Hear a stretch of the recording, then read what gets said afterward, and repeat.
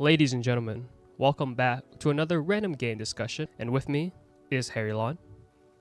Hey everyone, it's been a while.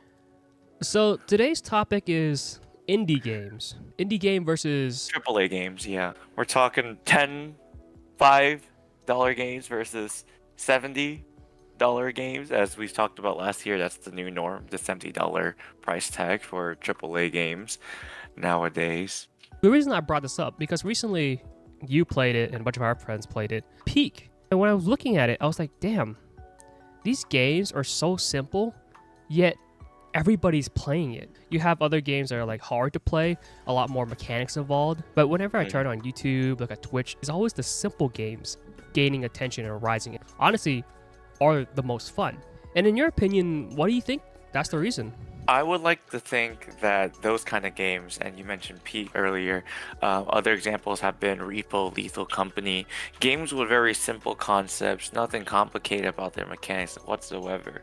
I think the appeal of that is that one, the cheaper price tag, those games are only a fraction of what it is to play multiplayer AAA games nowadays. The most recent example I'm thinking of is Battlefield 6 is set to release in about 2 months from now, but I digress. The reason for I think that the success of these smaller and indie games is because the barriers of entry is a lot lower. It's a lot easier to get people into these games because if you spend a few dollars, and again, I'm not trying to be tone deaf, but a lot of people have maybe $10 max, right, to kind of like experiment. You spend the $10, you try the game. If you don't like it, it's just $10, right? Again, not trying to be tone deaf, but the reality is that people are more willing to spend and lose out on those $10 on a game they don't like versus taking the risk of spending $70 on the game that they are afraid of not liking. And again, the mechanics of these indie games are a lot simpler, and then you can pretty much get everyone into it. That isn't to say these games were made for everybody. I'm of the opinion that a game made for everybody is a game made for nobody. Games and forms of media and entertainment cater to a certain audience, and how you build that audience is through exposure and sticking true to what they are as a principle. So I think the most recent surge for me in terms of smaller, easy access games was actually back to 2020 with Among Us. Among Us was free, I think, on mobile, and then like $5 on Steam or whatever. But everyone was playing it, from big streamers to small streamers, from your friends. It was just so easy to load up a lobby and just play a game that had simple mechanics. For content creators, it made easy content that was enjoyable because, again, it was one of those games where like a lot of the raw emotions and raw experiences comes out because they're not overshadowed by complicated mechanics or flashy graphics or anything like that. It's just the experience of playing with other people. And I think those smaller indie games that we mentioned earlier continue that trend. Easy, accessibility, I think, is the word I was searching for. And the trend has shown that simple games really do really well, and creators don't really have to overcomplicate how they develop a game. Like you said, we can take it all the way back to Among Us. Then we had Lethal Company, we had Repo, now we have Peak. And it just goes to show, like, you as a developer, if you are a developer in the game industry, you don't have to make games so hard or have so many mechanics to make a game enjoyable. You can make a simple game, but everybody loves it. I think a simple game is good for people because it's fast to learn, it's easy to play, and normally you don't rage as much in order to learn a combo, learn how to do certain stuff like that. Just a straightforward game is what I've seen is a good thing that's been happening recently. I think that these easier games as well is that it's also, and we've seen the trend with Among Us, etc. It was easier for content creators to collaborate with people outside of their sphere of content. You have people who do only, like, say, FPS games, playing with people who are just chatting streamers or you that just kind of like just only talk or vlog. That's how easy and accessible to mix content.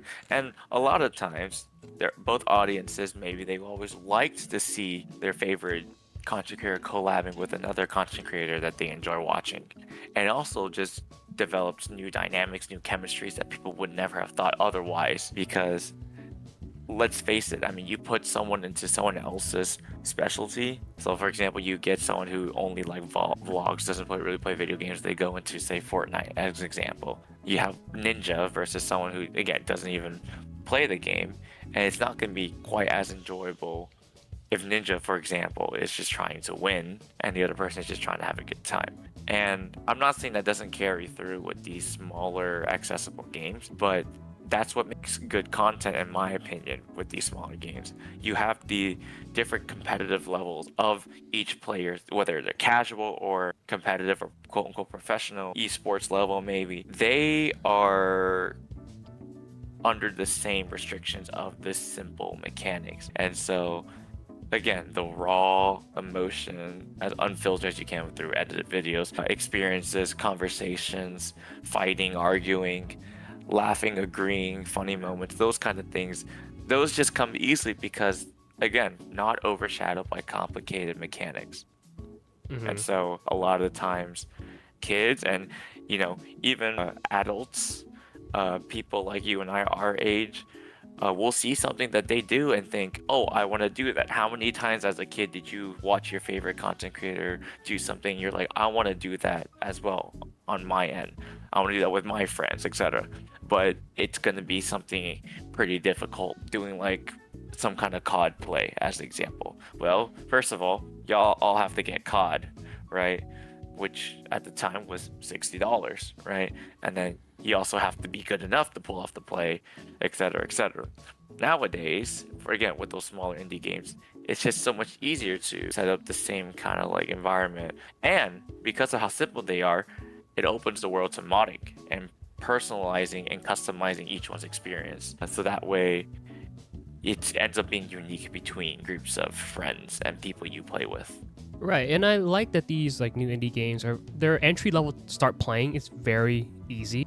The game is very simple. In certain games, right, you don't have to like, oh, you have to learn this combo in order to enjoy the game. You have to learn these mechanics in order to do well. I think this is just a simple, straightforward. Just play the game. You'll have fun. Nothing hard to learn. You'll pick it up as you play. And I think this is a good direction into these games. Yes, people will still enjoy like the hard stuff because people like playing hard games. But I think if you want your friends to play, if you want the community to play and like enjoy it, I think simple games like these are the ones that are the most enjoyable. And yeah, I'm enjoying that they're making more of these recently. Like I said, Wico from Peak, Among Us, Repo, Lethal Company. Very simple games that are simple in the beginning, and then you can add mods to make it even more fun. I think it's just a great thing that they've been doing recently. Right, and again, it goes back to that learning curve. When we talk about mods and customization, it makes things a little more difficult, but everyone started at a similar skill level, and so y'all have grown along the same rate in terms of skill set. And I guess if not that, my favorite thing about these simple games is that it has recruited people who normally don't play video games into the video game sphere. I have plenty of friends who don't do video games as a hobby. They don't have the setup, they don't have the rig, they just didn't have the interest, but are willing to open up a game of, say, Lethal Company, or back then it was Among Us because it's so widespread. Again, it wasn't tailored to them, but because of how accessible it was, they hopped on the train. They hopped on the trend. So, again, it's a form of connection.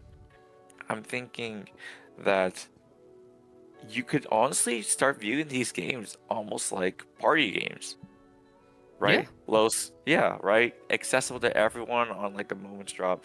That's why I've always enjoyed games kind of like the Jackbox series of games where it's just a whole bunch of random mini games because anyone can join at any time as long as you have a screen, a projector, and like one device to run it all. The accessibility is just it ends up just working out in the end for everyone involved because at some point it's going to become oversaturated but I think people are going to keep innovating and figure out and develop and publish like newer games that will consistently attack that trend of accessibility to all. Right, and I think simple and accessibility games are what we've seen that's been keeping people in the player base on. Like we realized that hey, as a developer, you don't have to make really difficult games. You can make simple, fun games that is easy to learn, but everybody loves to play it too. Those are the games that I believe that will last not forever, but just longer than harder games. People know like, oh, this game's pretty easy. I can pick it up at any time I want to, and I just play. I don't really have to learn any rough mechanics.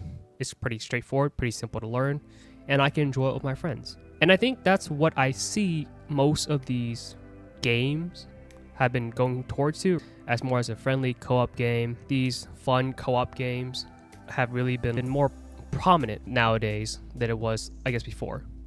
And you really have to like pay attention to which ones like strike gold, because again, it kind of varies, and you kind of have to get lucky like how widespread your game becomes. Fortnite was a big thing back in 2018 and to like a few years back, and it's still a big thing, but you know, accessibility to mobile, the fact that it's free, things like that. And but Fortnite has hard mechanics that you have to learn, the building whole stuff, learning how to shoot, all that like simple stuff, game sense of like when to engage and when to leave a firefight, how to win a firefight, things like that. And that's a different example of accessibility with a higher skill ceiling, and that still draws in people.